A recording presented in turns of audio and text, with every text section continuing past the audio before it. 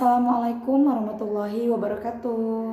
Halo teman-teman, apa kabar? Mudah-mudahan teman-teman selalu dalam lindungan Allah Subhanahu wa taala. Amin ya rabbal alamin. Nah, kali ini aku mau sharing pengalaman sholawat, tapi ini kelanjutan dari ceritanya Mbak En yang ditolong sama Allah dari tagihan hutang 70 juta. Yang teman-teman bilang nanggung ceritanya. Kemudian satu lagi cerita dari Mbak Fitri di Bogor yang baru kemarin aku upload ceritanya, dan setelah aku upload ceritanya Mbak Fitri ada cerita selanjutnya lagi, dan hari ini aku tambahin ya ke teman-teman ya. Tapi sebelumnya klik dulu tombol subscribe-nya dan jangan lupa klik juga tombol loncengnya, gambar loncengnya. Jadi kalau misalnya aku upload video baru, teman-teman bisa dapat notifikasi dari YouTube.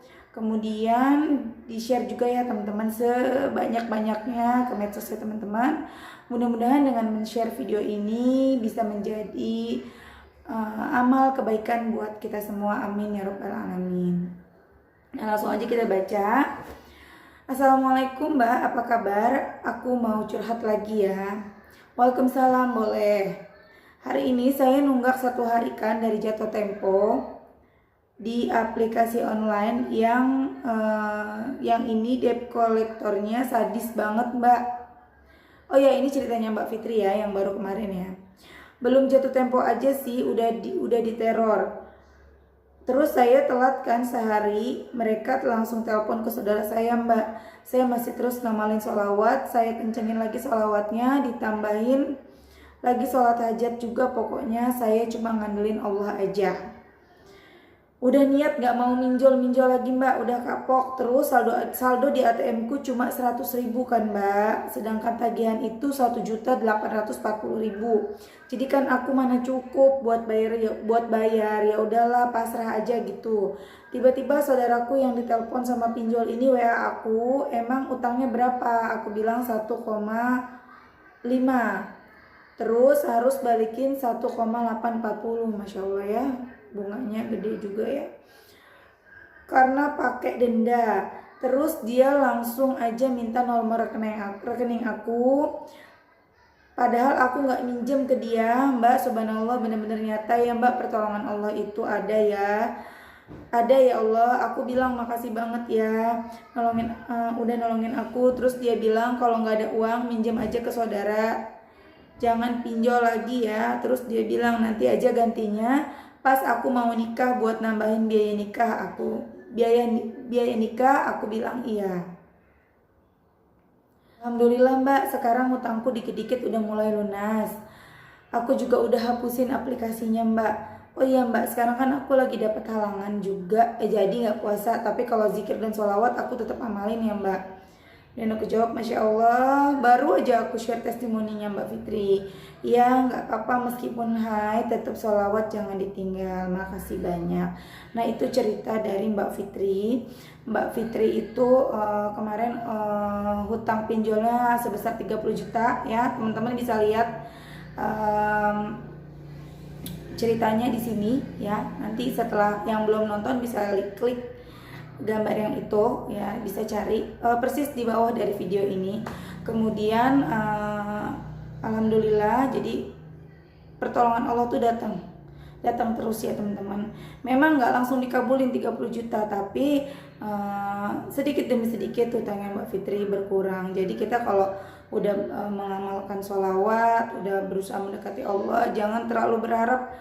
Kita berharap boleh, tapi jangan mengejar-ngejar Allah untuk langsung dapat uang dalam sekejap ya teman-teman. Ada proses yang harus kita jalanin, dan proses itu beda-beda sesuai dengan tingkat keimanan kita, sesuai dengan tingkat amal ibadah kita.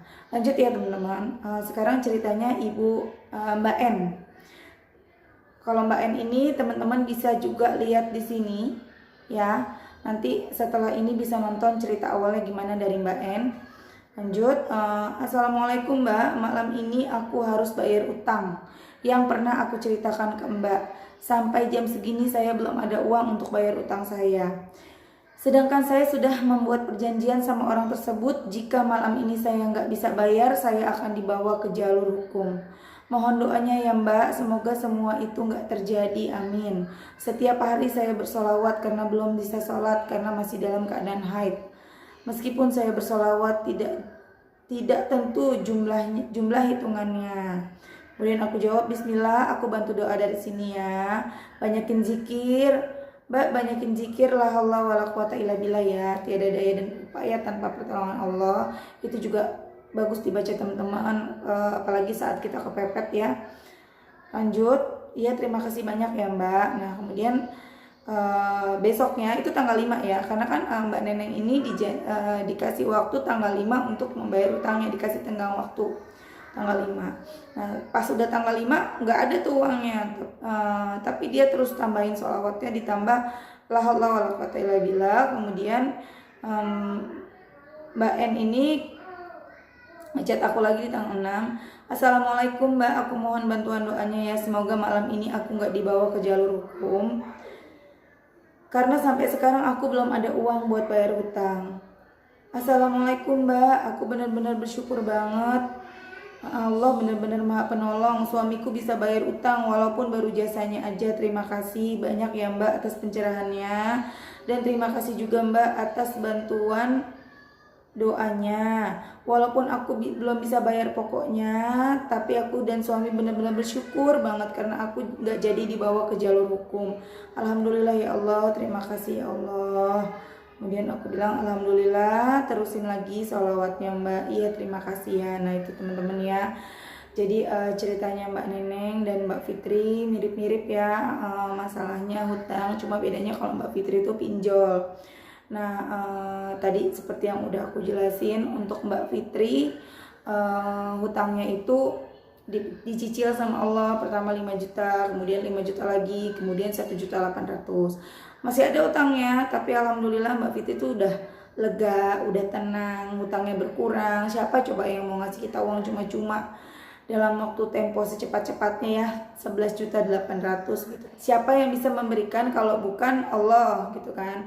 Nah Allah memberikannya melalui tangan saudaranya, suaminya, adiknya gitu teman-teman ya, untuk pertolongan Mbak Fitri. Dan selama Mbak Fitri terus berusaha bersholawat, gak berhenti-berhenti berdoa, pasrah sama Allah, siap-siap tuh akan ada lagi pertolongan Allah berikutnya sampai selesai hutangnya.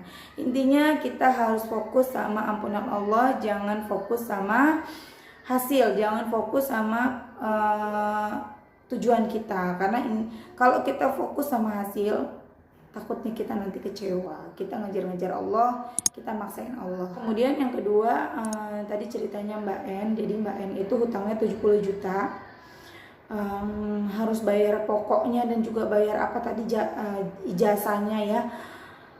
Aku kurang paham juga pokok dan jasa itu apa.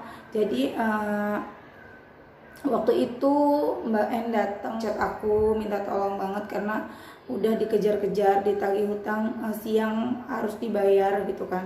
Nah alhamdulillah waktu itu aku bilang Mbak N, masih ada waktu sampai nanti siang, ayo dibaca sholawatnya gitu kan. Kemudian Mbak N baca, kejar dibaca gitu sampai sore deh kayaknya waktu itu.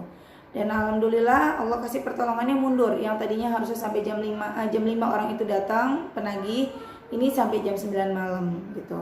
Kemudian bikin orang itu udah datangnya telat, berarti ada waktu untuk bersolawat lagi. Dan Mbak M juga dikasih kesempatan sampai tanggal 5 untuk membayar hutangnya. Dan udah di tanggal 5 sama sekali uangnya nggak ada, belum ada juga tuh. Tapi alhamdulillah Mbak N nggak pantang menyerah, Mbak N tetap yakin dengan pertolongan Allah, terus bersolawat. Kemudian akhirnya sampai malam nggak datang tuh orangnya, tanggal 5, datangnya besok di tanggal 6, tapi mau dibawa ke jalur hukum. Dan terus ditambahin sholawatnya, zikir-zikir yang lainnya. Akhirnya di tanggal 6 itu suaminya Mbak N dapat rezeki untuk bisa bayar jasanya. Dan alhamdulillah nggak jadi dibawa ke jalur hukum. Nah lagi nih ngegantung lagi ceritanya ya teman-teman. Kenapa sih aku suka ceritanya ngegantung nggak selesai? Jadi gini teman-teman, kalau aku nunggu sampai ending itu kelamaan aku share ke teman-teman. Sementara banyak kan teman-teman yang punya cerita yang sama gitu loh. Jadi untuk teman-teman yang punya cerita yang sama, punya hutang, dikejar-kejar hutang, ini kesempatan buat teman-teman. Ayo baca sholawatnya. Bisa insya Allah bisa seperti teman-teman yang lain, seperti Mbak En dan Mbak Fitri. Nah kemudian bahkan mungkin teman-teman bisa lebih dari Mbak Fitri dan Mbak En. Hutangnya bisa langsung dilunasin. Jadi jawaban dari Allah itu bisa dengan sedikit demi sedikit ditolong, atau bisa juga langsung dalam sekejap ditolong semuanya. Itu terserah Allah, haknya Allah. Allah mau ngabulinnya kapan, mau ngabulinnya seperti apa, itu semua hak Allah. Kita sebagai hamba cuma bisa berusaha mohon ampunan dari Allah. Dan teman-teman, aku ingetin sekali lagi, tolong untuk yang punya banyak masalah, yang punya banyak keinginan, jangan fokus sama tujuan dulu. Kita bersolawat kan bagian dari ikhtiar kita nih, berdoa, bersolawat, mengharapkan pertolongan Allah. Dengan kita mau melakukan sholawat aja, mau berzikir, itu tuh di hati kita tanpa kita sadari, kita tuh yakin loh. Ngapain kita sholawat kalau kita nggak yakin? Ya kita yakin. Nah tinggal ditambahin sabar dan ikhlas, kemudian pasrah. Sabar dan istiqomah dalam bersolawat, dalam berdoa, dalam melakukan ibadah-ibadah yang lainnya. Kemudian ikhlas itu nggak usah nungguin mana nih pertolongan Allah. Saya udah baca sekian banyak sholawat tapi kok nggak ada. Kemudian yang ketiga, kita harus pasrah. Allah kabulin sekarang alhamdulillah, Allah kabulinnya nanti juga alhamdulillah. Allah kabulin alhamdulillah, nggak Allah kabulin nggak apa-apa, yang penting aku dapat ampunan dari Allah. Gitu loh teman-teman. Kalau kita udah diampunin sama Allah, apa sih yang kita mau tuh nggak mungkin nggak dikabul sama Allah. Ya, apapun yang kita mau itu pasti dikabul sama Allah. Jangankan yang kita minta loh teman-teman, yang nggak kita minta aja seperti mata, hidung, telinga, ya, tangan dan kaki Allah kasih. Apalagi yang kita pinta, Allah pasti kasih. Allah itu baik banget kok teman-teman. Ya, jangan lupa terus bersolawat, yakin, sabar, ikhlas, istiqomah, pasrah. Dan ketika kita pasrah, di situ pertolongan Allah mulai datang. Ya teman-teman ya, untuk sholawat, berapa sholawat yang dibaca sama Mbak En, Mbak En kebetulan nggak ngitung ya. Allahumma sholli ala sayyidina Muhammad wa ala ali sayyidina Muhammad sepanjang waktu. Kalau Mbak Fitri itu bacanya sholawat Jibril 500 kali setiap habis sholat. Sholawat Jibril tuh yang bunyinya Sallallahu ala Muhammad atau Sallallahu ala Muhammad. Kemudian baca sholawat nariyah juga 11 kali. Sholawat nariyah panjang ya teman-teman. Allahumma sholli sholatan kamilatan wasalim salaman. Aku biasanya dilaguin, jadi kalau ngomong agak lupa. Seperti itu yang kayak gitulah teman-teman ya. Terserah teman-teman mau dibaca yang mana. Intinya kita harus selalu bersholawat, yakin, istiqomah. Terserah mau baca yang mana ya. Jadi nggak harus dipatokin. Kalau untuk aku sendiri, aku lebih suka Allahumma sholli ala sayyidina Muhammad wa ala ali sayyidina Muhammad, itu lebih lengkap. Karena dengan kita membaca sholawat yang lengkap itu, artinya kita mendoakan Nabi dan juga mendoakan keluarga Nabi. Dan Allah kembali ngedoain kita dan juga keluarga kita. Kalau cuma shollallahu ala Muhammad, Allah cuma mendoakan kita karena kita cuma mendoakan Nabi, seperti itu loh. Tapi kalau misalnya teman-teman udah biasa pakai yang sholawat Jibril, nggak apa-apa, baca, yang penting istiqomah ya teman-teman. Baca terus sholawat Jibrilnya. Sholawat Jibril tuh ringan banget loh. Kalau habis sholat itu aku kalau baca shollallahu ala Muhammad itu ya, aku nggak pakai suara, tapi mulutnya ngucap dan di hati tuh aku ikut mengucapkan. Jadi Sallallahu ala Muhammad, sallallahu ala Muhammad, sallallahu. Tapi nggak keluar suaranya. Itu tuh nggak berasa loh teman-teman. Pakai tasbih, bukan tasbih digital ya. Pakai tasbih yang biasa itu tuh sekitar 500-an tuh sebentar banget. 1000 aja tuh 15 menit. Jadi kalau 500 itu sekitar 7 menitan teman-teman. Cepet banget. Kalau habis sholat aku lebih suka pakai yang tasbih biasa. Ya, karena nggak berasa itu. Kalau pakai tasbih digital bawaannya pengen ngeliat, dan kalau masih sedikit kayaknya lama banget. Nah, kalau tasbih digital lebih enak kita pakainya saat di perjalanan, saat naik motor, saat jalan ke kantor atau kemana-mana. Pakai itu nggak berasa. Sallallahu ala Muhammad, sallallahu ala Muhammad, sallallahu ala Muhammad. Itu kalau aku baca di perjalanan menuju cari takjil bolak-balik itu aku udah hampir 700 loh sampai rumah. Dan perjalanannya itu cuma sekitar setengah jam. Kalau aku baca yang lengkap Allahumma sholli ala sayyidina Muhammad wa ala ali sayyidina Muhammad, itu bolak-balik sekitar 200 sampai 300. Terserah teman-teman mau baca yang mana, yang penting jangan pernah berhenti bersolawat ya. Terima kasih, sampai di sini dulu. Di-share ke sebanyak-banyaknya ya teman-teman, ke medsosnya teman-teman. Mudah-mudahan nih dengan men-share video ini ada yang ikutan bersolawat, jadi amal kebaikan buat kita semua. Amin ya robbal alamin. Assalamualaikum warahmatullahi wabarakatuh.